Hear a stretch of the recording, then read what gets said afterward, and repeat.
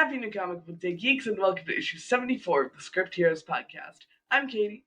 And I'm Joseph, and today we're going to be talking about Batman Superman Annual #1, Batman The Long Halloween, The Last Halloween, issue 7, Crush Depth, issue 2, Frankenstein New World, The Sea of Forever, issue 3, Ultimate Spider-Man, issue 16, Void Rivals, issue 18, We're Taking Everyone Down With Us, issue 2, and the first issue of new series, Lost Fantasy. If that sounds like a lot of books, it's because it is. That's right. Buckle in. Make sure you hit subscribe to add us to your pull list, and let's jump right into Batman Superman World's Finest Annual 2025. Batman Superman World's Finest Annual 2025. This has a whole host of creative teams. We've got two writers on the main story, Christopher Cantwell of Star Trek, Iron Man, and Doctor Doom, as well as Mark Waid on JLA, World's Finest, and Shazam. The artist on the main book is Dan McDade of Judge Dredd, Kneel Before Zod, and Shazam. And then we have a backup in this story, written by Morgan Hampton of Green Lantern Corps, Cyborg, and Star Trek, with art on that by Clayton Henry of Action Comics, The Flash, and Alpha Flight. The colorists are John Kaliz and Niraj Menon, and the letter is Steve Wands. Jay, a whole lot of creativity happening in this book. I love the phrasing there. Yes. It's also a little bit of a chunky boy. I don't know how many pages it is, but it is certainly longer than a normal issue, which is classic annual fare. Exactly. Very typical for annuals. And there's a backup with your boy Jon Stewart in this issue. A backup with your boy Jon Stewart. That's true.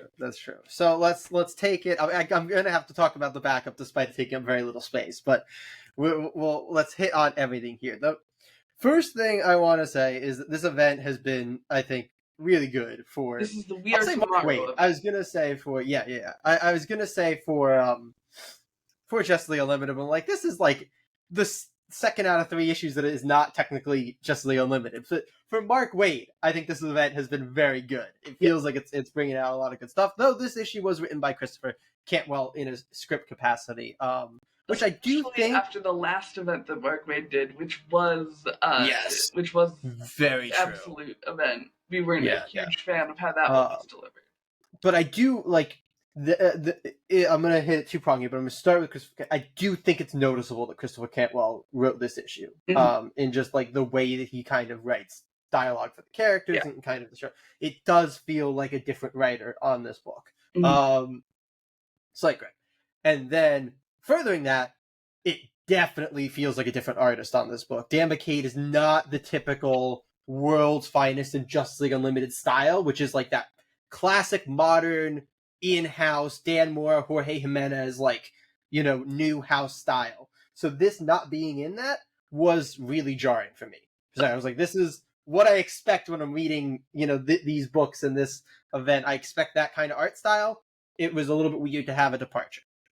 That all being said, I do still think this was a very, very solid issue. I like it. I like a lot of what's going on here. I like having the Legion of Doom in this issue. Like, they're very fun. Like classic Legion of Doom. Oh, yeah. Like, having classic Sinestro is very, very fun for me. Having classic Lex Luthor and Joker. Like, that's a lot of fun. And I really like the way that they interact with Grodd. I like how they had Grodd handle a lot of things. I do want to just say, because I'm sure it's going to bother a lot of people, Cheetah does immediately get sidelined, as you would expect to happen.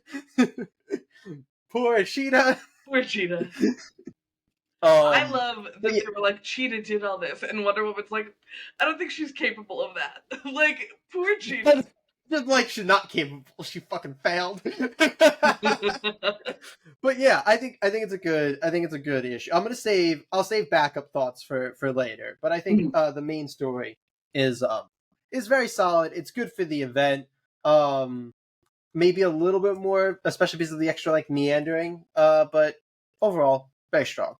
Yeah, I think the one tricky thing with this event is that the way that they're dealing with the timeline going backwards does mean that there's a lot of time not spent on like our heroes in the present dealing with this event, which I think part of that's like, I don't know if it's intentional, but I think part of that's meant to be based on the issue, like the world's finest issues taking place more in the past, and then the Yeah, I would very wrestling much issues taking think place in the so. present. Yeah, But instead of bringing the heroes to the present or something, or so it does feel a little disjointed in a way that I think it's bound yeah, to when you're dealing with two different that's fair. points in time.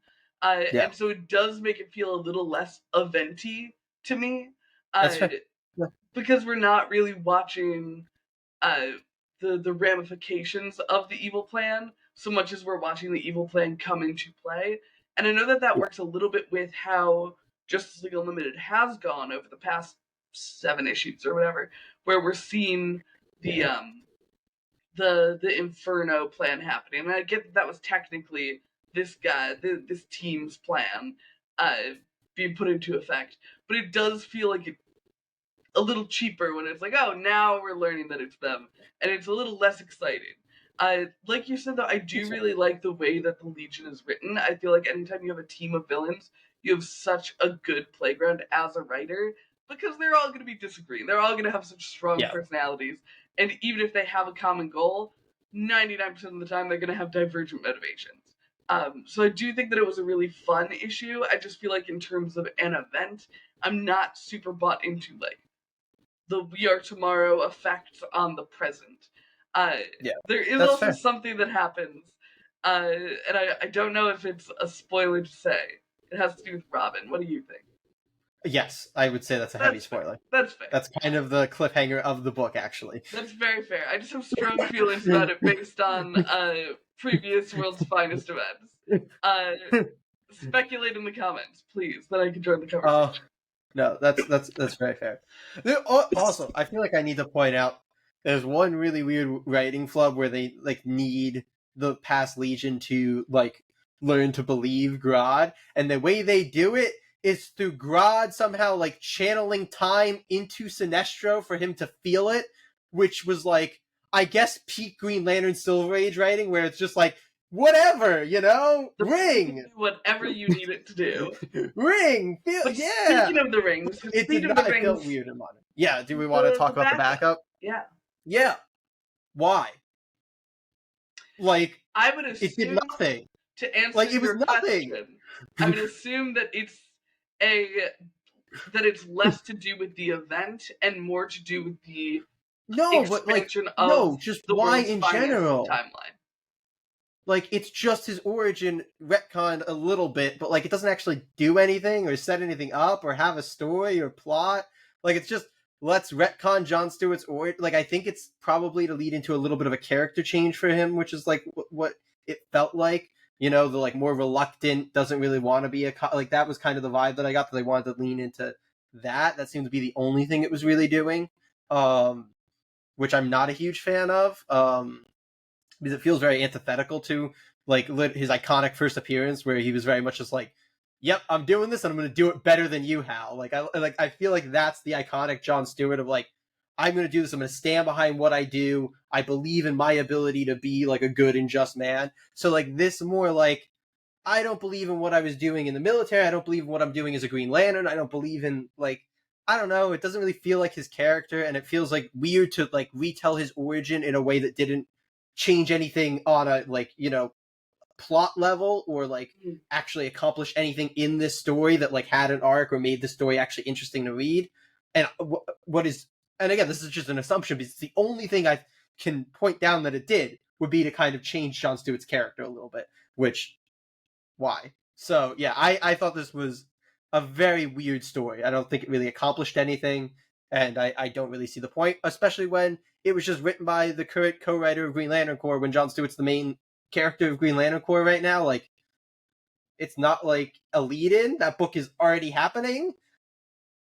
I mean, I'm I think confused. that the only justification that I can think of would be if they were essentially like, okay, we want to give this writer a chance to do a Green Lantern origin thing, and we have this book that takes place in the past.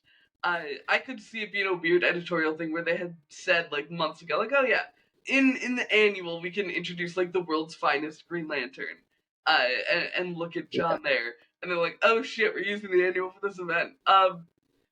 You can still be there, I guess, because we said you could. But I have no insights for you. I agree that it felt a little out of place, especially because this book is being used as part of an Yeah, event. Like if you were to collect these issues into like a bound up event book, unless yeah, they do something with the next couple issues that has to do with John specifically and this characterization being important to how he helps defeat the Legion of Doom, then it's just kind of floating in there. yeah. It's weird. Even just like as a short story, it doesn't like have any sort of arc or like It's interest to very it. it's very bet you're wondering how I got here. Like it's like let me just Yeah, run you through my origin. yeah. Not a huge fan. John Stewart, that's nice. I like when John Stewart gets things, but like, I feel like a couple years ago, I probably would have been like, oh, at least they're doing something with John Stewart. But now it's like he's kind of got his own book right now, co-written by this writer. So like, unnecessary question. Very, very uninclusive, Uh, of course. anyway, so We have let's so many more let's move books to on. talk about though. Let's move on. Let's talk about even more DC with Batman: The Long Last Halloween. Batman, The Long Halloween, The Last Halloween, issue 7. The writer is, of course, Jeff Loeb of Batman: The Long Halloween, Superman, Batman, and the Hulk. The artist is Dave Johnson of Super Patriot, Wildcats, and Superman Red Sun, with colorist Dave Stewart and letterer Richard Starkings. Katie, we've been very up and down on this book, I think. Yeah. Kind of all over the place. Yeah. Different artists every issue. There's a lot going into this book. Mm-hmm. So hit me with your thoughts on this particular issue.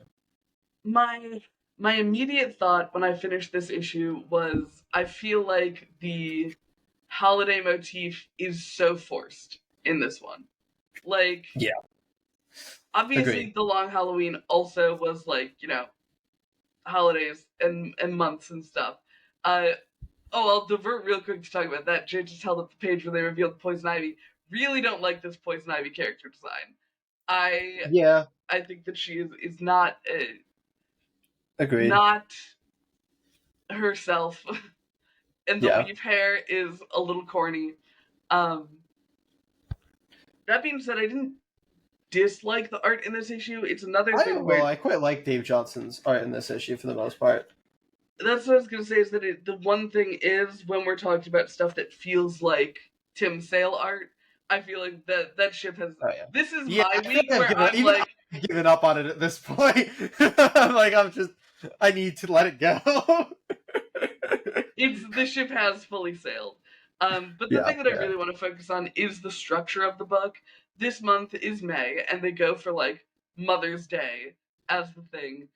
There's not really a crime centered on Mother's Day, so it's already weird from that point of view. And then the relationship between Bruce and Dick is so weird in this book. I think because they were this issue was really weird though. Like this issue even felt like to me a sharp left from what the rest of the series had been doing with their relationship. And I think it's because Tim Sale was trying to lean into like Batman. He has a line somewhere in there where he says that like Robin's always going to be his mother's son, but he'll take care of him. And it's like, no, fuck that. He's your son. Like, I'm sorry. It's such a holdover of the era where they couldn't do single fathers vis-a-vis weird, like, or single, like, men adopting kids vis-a-vis looked at weird, so they always did the, like, ward thing. It's like, even that, you don't have to lead into that anymore. Even that, I feel like when Dick was his ward, even if it was like, yeah, you're my partner, you're my ward, not my son, though, it was still like, I'm your cool older brother. It was never like, I'm gonna take care, like I'm gonna protect you, and that's what I'm here for. You know what's weird? It always felt like family, and like, this is gonna feel overly insulting for Jeff Loeb, but we give Jeff Loeb so much credit for writing these characters that I think I can say this. Please. It feels like it's out of the Titans TV show in the way that they had that Bruce like do Dick, like I feel like, do you remember that show when they had the Flash throwing Dick like into a forest to like kill a wolf or something, whatever it was. Like it feels like it's out of that relationship where he's like just, I don't know, and doing weird stuff like that. It bothers me deeply because, like you said, we always prop up Jeff Loeb as someone who writes these characters in a way that makes it feel like this is like the most distilled, like, platonic ideal of Yeah. these characters. Yeah. Like, it doesn't feel like an interpretation. It feels like the core of the character. Yeah. And as this series has gone on, and frankly a little bit with Batman Hush too, also, I I think feel Batman like, Hush is actually worse on that front. yeah, I didn't want to roast it too bad just out of nowhere on a week when we're not reading it. Yeah, Um, yeah, yeah. but with these modern Jeff Loeb books, I'm just like, Jeff, did you forget who these characters are? There's Because the still a lot first of good, few like issues, it was there with the first couple issues, yeah, and honestly, in this issue when Batman isn't doing anything related to Robin, it's still really good classic Batman. But I the feel like a Robin lot of the relationship here side is really characters in weird. this one were weird to me because I also didn't love Jim Gordon in this issue. I didn't love Montoya in this issue. Alfred was fine, but mostly because he was like compared to Bruce. So, Yeah, of course he was going to be better. It was a weird issue for me, and I feel like a lot of that stems from the fact that they're trying to lean into the holiday motif again, but it's yeah. not The working holiday this thing time is around. not tracking the. It's hard to pinpoint an overarching plot, which I think is the rough thing, and Yeah. especially with the rotating artists and stuff, it's really starting to just feel like here's a thing that's happening this month, and here's a thing that's happening this month. Um, so yeah, it's a little. I think, honestly, the Dave Johnson art was one of the highlights of this, at least in Mhm. like the action of it and stuff. I was like, oh, there's Yeah. some really nice, there's some really nice panels in some of that. But yeah, it was a weird one, another weird one. Another weird one. But we have another month to month book that deals with the structure of coming out every That's month and true. being set in that month. Would you like to go talk about Ultimate Spider-Man? Ultimate Spider-Man number 16. The writer here is Jonathan Hickman of The Avengers, Fantastic Four, and X-Men. The artist is Marco Cicchetto of Daredevil, Spider-Man, and Punisher. The colorist is Matt Wilson, and the letterer is Corey Petit. Jay, we've talked about how this book is benefiting from being an ongoing because it gets to have these kind of like fill-in character dedicated issues because we've seen it with Yeah. Harry before. How did you Yep. feel about this Gwen issue? This was a big swing, I feel like. I don't think that's a incorrect thing to say. Like this is Yeah. I think a big swing for a book that had like a book that really could have coasted. Like it is getting all this credit. People love it. It's a good classic Spider-Man. They went big here with the swing. And I like a lot of it. I have to start with I think there's some amount, and maybe I'm easier to do it because I'm not a huge Spider-Man fan, but I feel like for a lot of people, this is going to be the thing where like you have to let go of who Gwen Stacy is in the main universe and be like, this Mm-hmm. is Gwen Stacy The pretty much ultimate in Gwen name Stacy. only. Like this Gwen Stacy has pretty much nothing to do with our Gwen Stacy. I feel like we have some examples of that in DC, where it's like sometimes in an alternate universe, this one character is so different. You just have to kind of Yeah. let it go. So that being put to the side, I really like the way that this issue like rebends things that we read before. I really like stuff like that. I like when you can recontextualize stuff to where I want to go back and reread it and like look at stuff again. I like that a lot. It's really cool. I don't think I can reveal the like big thing it does towards the end. Um, but that is, I think you called it. Maybe that'll spoil it for people, but not specifically. But you called part of it, so good on you. Yeah, this was a really really good issue. I feel like I really really like. I like them taking a like you're in an alternate universe, even when you're doing well and you can coast. Dope, like do something like this, and Like, keep what us other thinking and interesting. opportunity do you have to do weird shit, right? Yeah, Like yeah, it's so fun, and I feel like part of the reason that it works so well is because Jonathan Hickman. I feel like everything he has done in this book has had such a sense of like vision to it. Like none of it feels like he just decided to do it. It yeah. all feels so well thought out.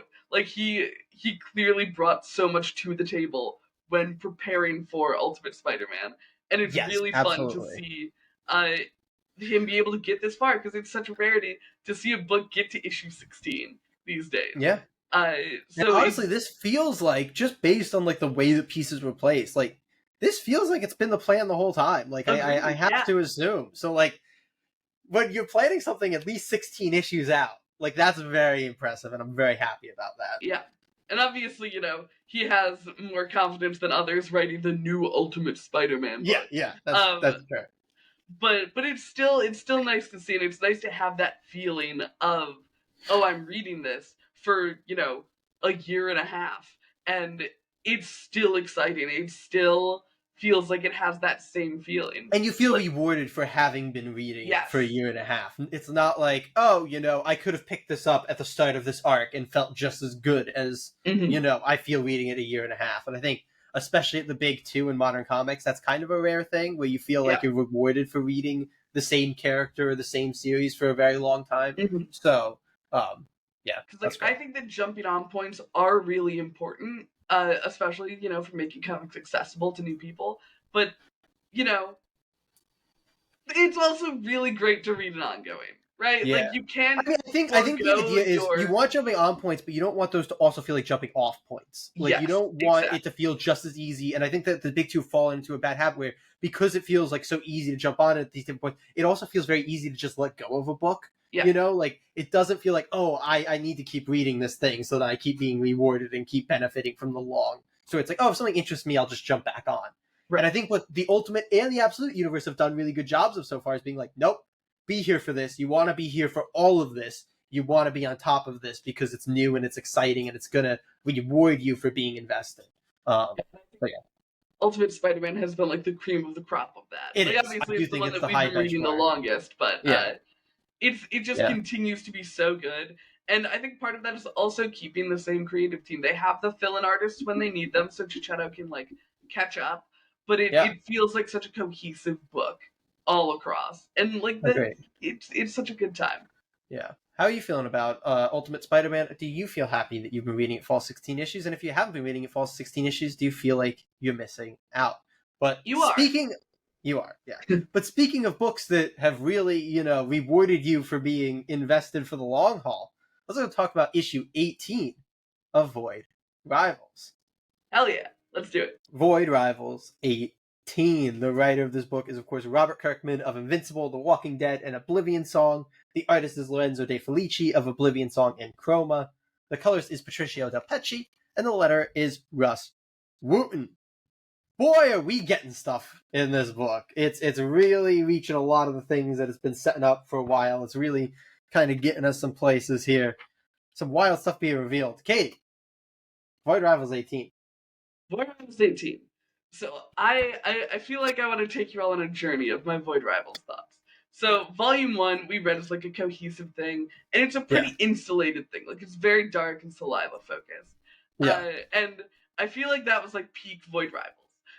Like truly I feel like that was not to say that it won't achieve that peak again, it was just such a good first yeah, volume. And then as we like expanded the world more and more, it was like interesting, but then it got a little too Transformers-y, a little too in the weeds with like the politics of these two families for a book that comes out, every month and is like a yeah, pretty quick 22 pages. Like it doesn't yeah, try to be dense, yeah, because it doesn't need to be, because it's gonna keep going.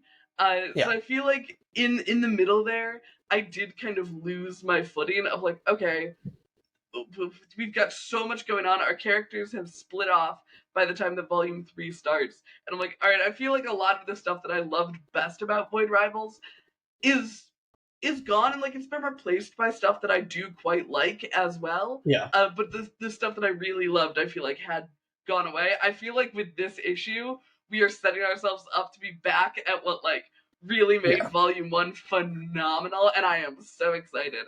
Like a lot of what happens in this issue is such big like, I don't know, character setup and like yeah, and a little bit of payoff as well. Like everything kind of is coming to a head at the, yeah. I presume, end of We talk about the volume. ramp up so Yeah, much in these exactly. issues, and like it's just such good like ramping, and every issue keeps feeling like it's ramping.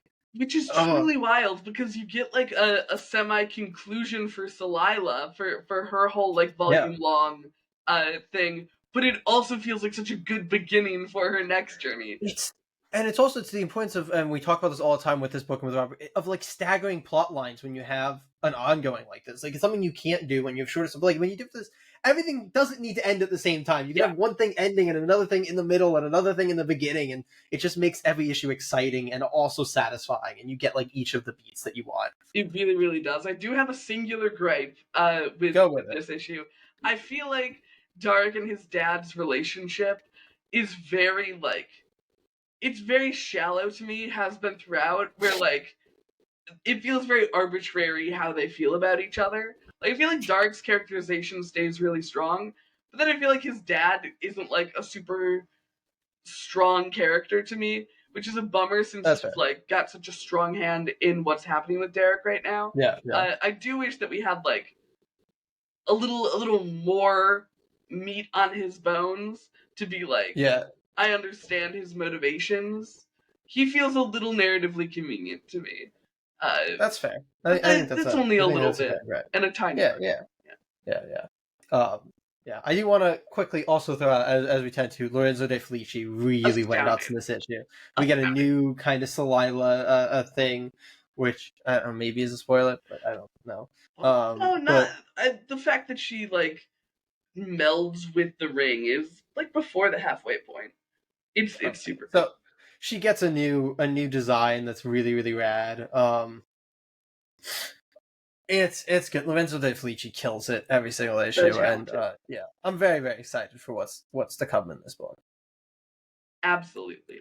Which is, the Robert Kirkman special. He Yeah, really keeps you coming back for more. absolutely. But if But you've been reading Void Rivals, do you think that Unity is a good idea, or do you think that it's, because it is a complicated thing based on the lore that we have? What's your yeah, vibe? What side are you falling on? And do you think Derek and Delilah are going to end up seeing eye to eye? Uh, they never Let see us eye to know eye. down below. But we have more books. We We sure have do. the first issue actually of a new series here That's with right. Lost Fantasy. Let's talk about it. Lost Fantasy #1. The writer here is Chris Pierce of Indigo Children, The Tomorrows, and Youth. The artist is Luca Casaleguna of James Bond, The Displaced, which we loved here on the pod, and Lost Soldiers. The colorist is Mark Dale, and the letter is Micah Myers. Jay, brand new #1.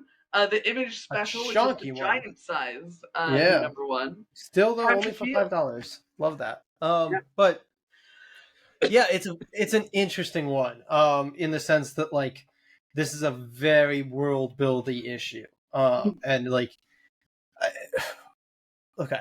It being a giant sized issue is I feel like when we get these bigger issues, it's like, oh nice. They don't have to only do world building in the first issue anymore. They'll also get the plot moving along. They'll also do these other things to get me really involved.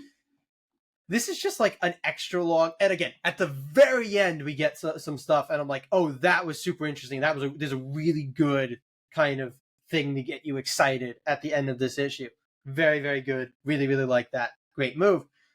But us getting this extra sized issue and it still being just a lot of exposition dumping and world building makes it feel a little bit bogged down to me. I think it's a very interesting and cool and intriguing world. But yeah, I'm a little bit like unsure about this issue because it did feel like a little bit of a slog in sense that it just kind of kept dumping stuff on me, Yeah. and I just had to keep kind of absorbing it, and it didn't feel like there was a ton of payoff until that like last little thing. But even then, because that's the end beat, we didn't really get more. Which like I feel like usually that's the benefit of the giant size or the oversized first issues. You actually get to see some of where the plot's going instead of just set up. So yeah, I don't know that this utilized its giant size as well as I would have liked. I would fully agree with that. I think that one of the big Oh, downfalls the art of was this issue, phenomenal. I do feel like the I need art to throw that out so there. good. So good. I So love good it, especially stylistically. for like the fantasy creatures of it all. It Yeah. it's so good. And like the people are so It's emotive. Luca Casaleguna, good. we talked up their art all through talking about The Displaced, which was Yeah. a really great book that we both loved. Um, but Look at this that. #1, I feel was weirdly it had so much space to explain stuff, but I still have a lot of questions about the world, Yeah. like the They, way that it all works. I get the sense that magic is not something that the characters have a full grip on, and that's okay. That's a good enough magic system, but we didn't see enough of the magic being used. Like I think we had one fight that had magic in it, yeah. um, Yeah. and we It's, had some very clunky dialogue to explain that they don't know things yeah. when the main character was talking to his dragons. Um, And I feel like the idea of the world of magic and myth and fairy tales existing like right below the surface and leaking in is such a great, like, it's such a rife concept. It's so Yeah, good. Uh, and I feel like this didn't make it particularly interesting.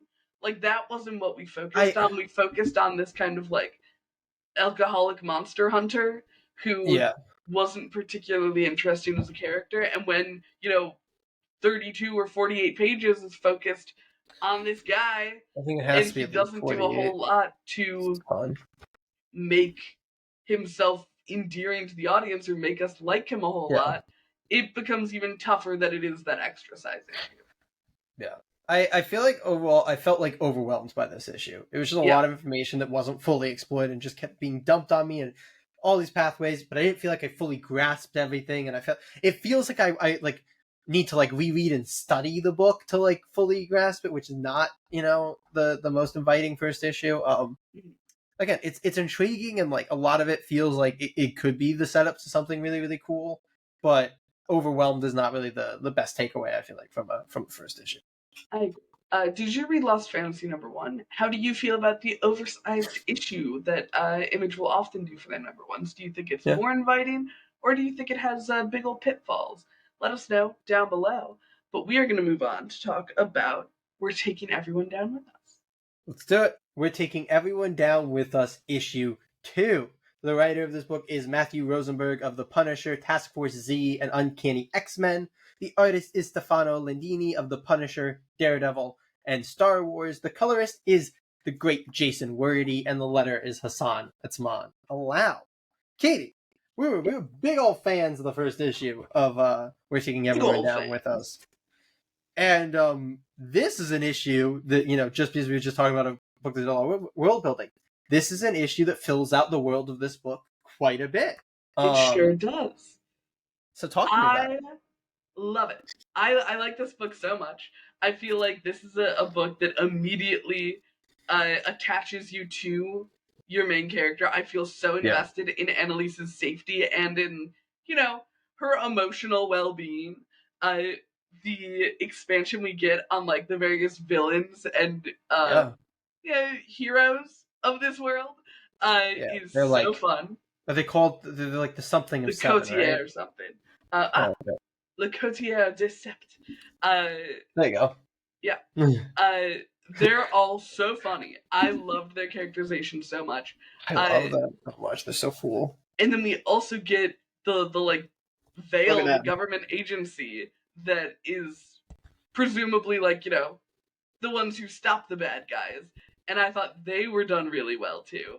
Yeah. The only gripe that I have with the book is I feel like there's a little bit of disconnect between the parts that are like almost absurdly funny and the parts that I like take really seriously. Like, Yeah. I loved the dialogue where the not oh man, who's the man, who's the villain that we follow mostly. The oh shoot, he has a fancy name. He does have a fancy name. I loved him so much. His whole The Vitruvian. No, that's the That's dad. That's the dad. Yeah, is that not who you're talking about? I thought you were talking about No. I'm talking about the the man. guy who goes after Lord Yeah. Mortis. Is that the one you're talking about? Yes. Okay. I thought you meant the him. dad, because you said the one we No, mostly follow. no, sorry. In this issue, we follow Lord Mortis. Yes, that is true. His whole dialogue about like his cloak, so funny. I literally laughed like out loud. I know that sounds so cheesy these days, but like straight up was laughing at the book. It's so well done. But then it's like in stark contrast to Annalise shooting a man. And I'm like, Yeah, so there's a little bit of disconnect there. It's a little bit of a tonal whiplash book, because some parts of it are just absurdly funny, and then you have like the very real plot. And I don't know if they fully like wrap them together yet. It's still kind of like cutting between.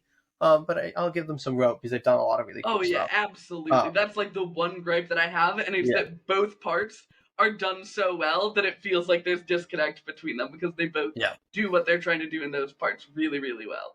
And also, the art is phenomenal. I feel like gotta give big flowers to Jason Wordy. We've seen how his coloring can affect a book with Morningstar, and my God, you see a lot of the same tricks done here. Not like the vintage Vine, but a lot of the way that he works with like negative space and builds color on the page and like Yeah, gives it's just such very good, tonal vibes very to it. good. He's so great. But yeah, yeah, no, very good issue. It was actually one where I thought early on I was gonna have the same issue as Lost Fantasy in terms of it being too much world building and not enough plot. Because I feel like for the first little bit of this issue, you kind of get that, but then it really is able to move the plot forward to where it needs to go on the back end, and that's really nice. Like, this is a book that so understands how to utilize its space. It's like, if we want to do this, we need to make sure that we can get this done effectively in this space. Like, it just knows how to use its space. You have the world building, and you get good plot movement to where I'm very happy with where we are at the end of this issue. That's nice. I need to still call out, because I feel like it was just as prevalent in this issue as it was in the last issue. Annalise acts way too young for her age. Like, That is it's kind of absurd. She acts like a 7-year-old, and she's like, I think 12. yeah. Jay and I we've talked before about how difficult. Yeah, she says she's 12 and 3/4. What 12-year-old says that they're 12 and 3/4? Honestly, didn't that exact line happen in Ultimate Spider-Man? Like, one of them did it, and they were like 13 or 14 or whatever. And we were like, that's not, people that age don't do that. That's like a 6-year-old thing. Yeah. And like, yeah, she's like a nearly 13-year-old who's like trying to play hide and seek, and like, maybe you can say she's stunted because she mainly grows up with like robots, but But she doesn't act I don't know, that's stunted. the intent. I Yeah. feel like she tells the robots to fuck off a lot for the stunted argument to work. Yeah. So yeah, I feel like she probably, just based on like the way that the book is, she just probably should have been younger. It's not even that I think like she necessarily should be written older. It's just for what the book is trying to do, I think it would have made more sense for her to be like 7, you know. That's so fair. Yeah. But yeah, in any case, small gripe. Yeah. You at home, we're taking everyone down with us. How do you feel about the comedy versus the seriousness? Do you think that this whole cotier of villains is going to come into play, or did we unfortunately see as much of them as we're going to see? And do you think they're going to just keep using the word cunt as liberally as they have? Because there was a lot. I get they're British, but I was just like, my They're word British. will not stop. It's what the British people do. It's what the British people do. I love it. I feel Yeah. like it gave the book a sense of identity. There It's you the go. cunt book. But oh god, we have more. We sure do. It's time to get talking about Frankenstein. New World, Sea of Forever.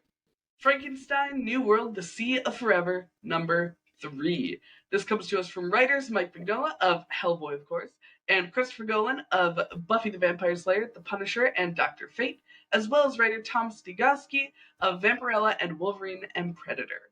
The artist is Peter Bergstein of Baltimore, Mortal Terror, and Crisis. The colorist is Michelle Madsen, and the letter is Clem Robbins. Jay, we feel like we were given a pretty solid introduction to this world in issue 1. Exciting action happening in issue 2. How'd you feel about issue 3?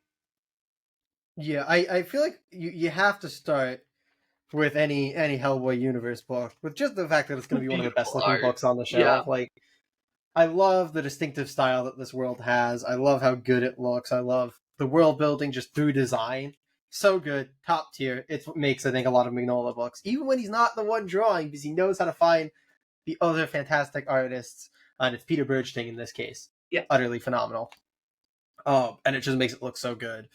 This is another very solid issue. I don't know that it's quite to the level the last issue was, which is just utterly phenomenal. But I really love this little tribe that we're with, and I still love that we're still with them. We get a little bit more conflict with them here, which is, I think, very interesting. And I like the differing opinions and like seeing how this tribe reacts to it, and kind of, having to deal with the way that they want to go about things, and our characters as being protagonists in kind of a I guess adventure fantasy is kind of the book. Yeah, book.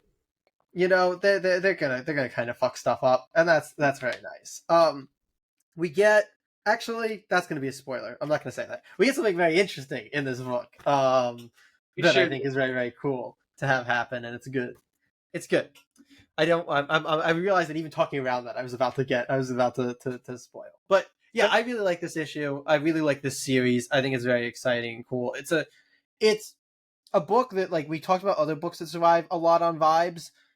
Hellboy does it in a different way, where it's not like, oh, it's vibes and then like everything else is messy. It's like it's vibes and everything else is solid, but they're all kind of trying to like put you into the vibe. Yes. Yeah, like you said, between the art, between the like design sensibilities, between the way that they approach the fantastical, it's all so cohesive across like the whole Hellboy Yeah, universe, which is so like, I don't know, special and cool because it really does make it feel like a connected universe in a way that like yeah, seeing Superman in Metropolis and Batman in Gotham doesn't necessarily feel like a connected universe, even though, they live in the same yeah. I world. think it's the nice thing sometimes about having like one creative at the Yeah, like forefront of control. Like Mike Mignola is making sure that everything yeah. feels like his universe and his books.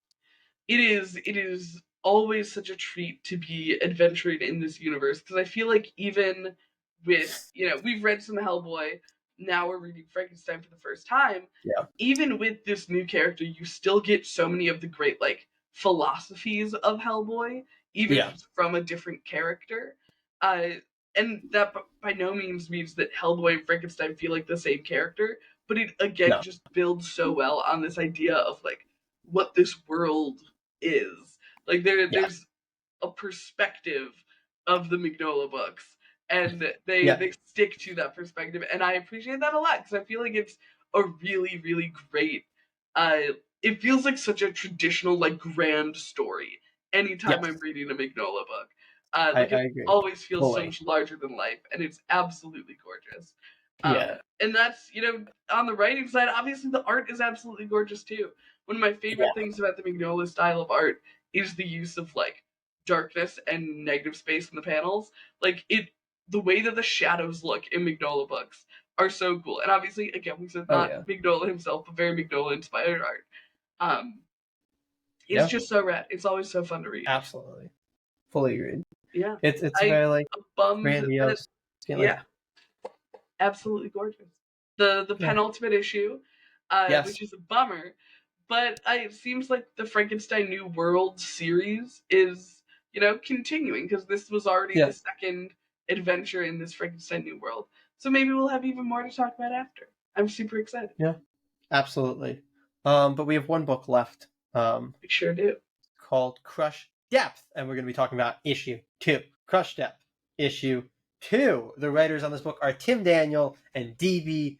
Andry of Morningstar, Creepshow, and End After End. The artist is Alex Sanchez of Katana, JSA, and Elektra. The colorist is K. Michael Russell, and the letter is Justin Birch. Key, we were big fans of the first issue of Crush Depth.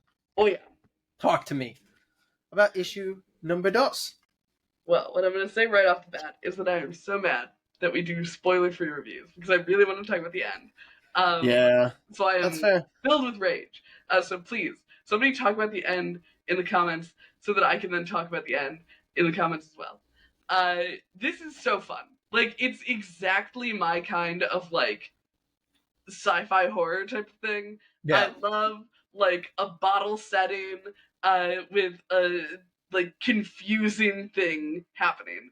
Like I feel like that's where so much of the horror that I really like It's comes such a from. good bottle setting too, though. Like Right? it's such a like natural bottle setting where because you legitimately can't leave. There's like Yeah. there's no need to like come up with a convoluted dumb reason for your characters not to leave the one location. Exactly. It works so well and it creates such a cool like world around it. Uh Yeah. it I feel like the characters are so well done. The whole spider thing in this issue I feel like really helped with because obviously as readers we get a sense that We are something bad is readers. on the horizon. Because of course there is it's we see the No. cover. Um, No. I thought this was gonna but be a very happy book.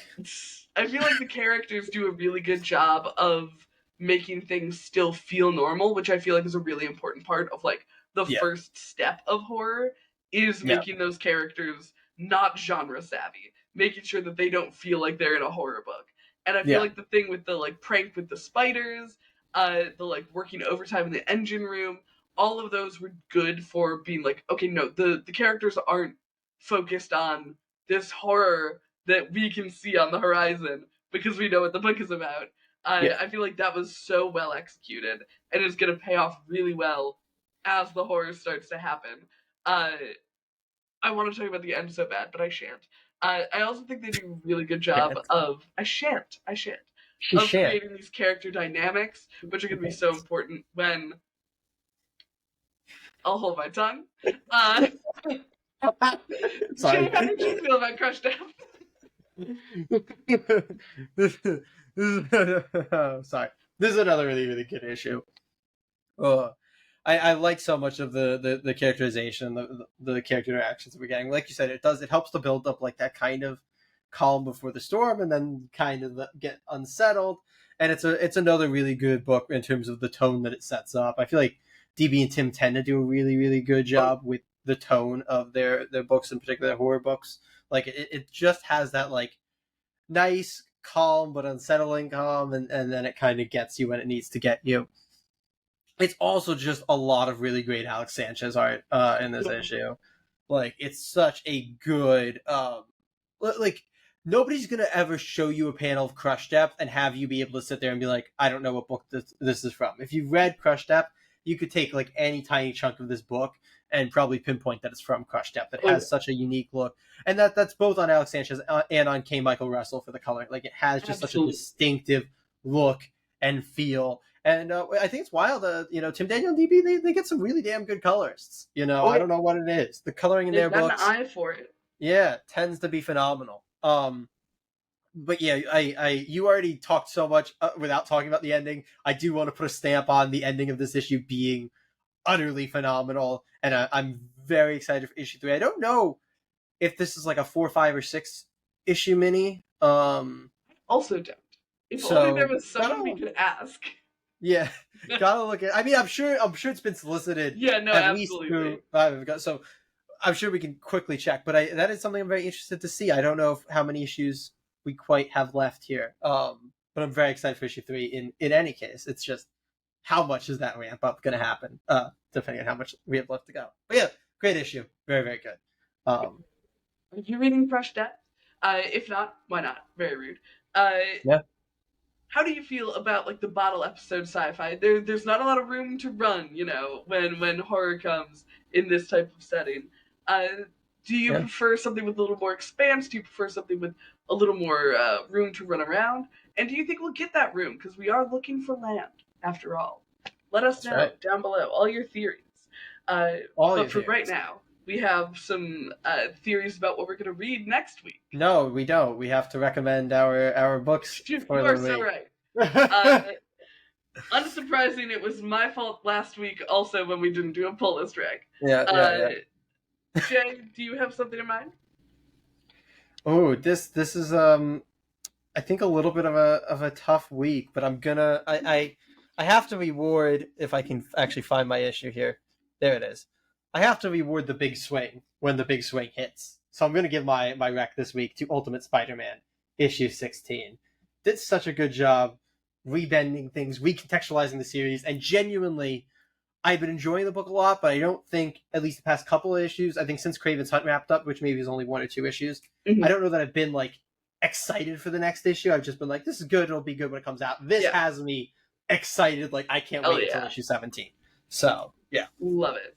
I'm going to go with the recency bias here. I'm giving mine to Crush Depth. There you go. Because I believe this might be the last issue that you can, like, jump onto right now and feel like you're along for the ride. Because I get the sense that issue 3 is going to have some serious ramp up.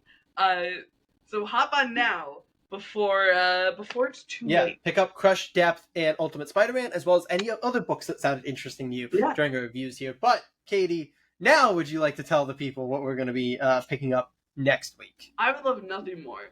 So next week, it's still Spider-Man time. It's Amazing Spider-Man number 3. We've also got Batgirl number 7, Jump Scare number 3, Laura Kinney Wolverine number 6, The Moon is Following Us number 9, Two-Face number 6, and 2 brand new number 1s because we hate having short episodes.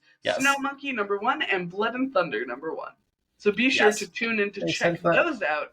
But if you don't want to wait all the way until next Wednesday, Jay, what's coming in the meantime? Yeah, well, recently we put up our Superman special and our Batman and Superman fights tier list, so you can check out both of those episodes if you want more stuff right now. They're both great episodes, I think, very exciting. But coming up this weekend, we were unable to do the free comic book day bonus episode this past weekend due to travel and both of us getting sick from comic book store hopping. Um, but yeah, that'll be coming out probably this Friday, and then this Sunday you can watch out for the latest in our Absolute Universe recap videos. We're going to be talking about all of last month's books, which is the issue 7s of the longer running books and the issue 2s of the new books. We'll be talking about all 6 books, keeping you up to date on the Absolute Universe. That's right.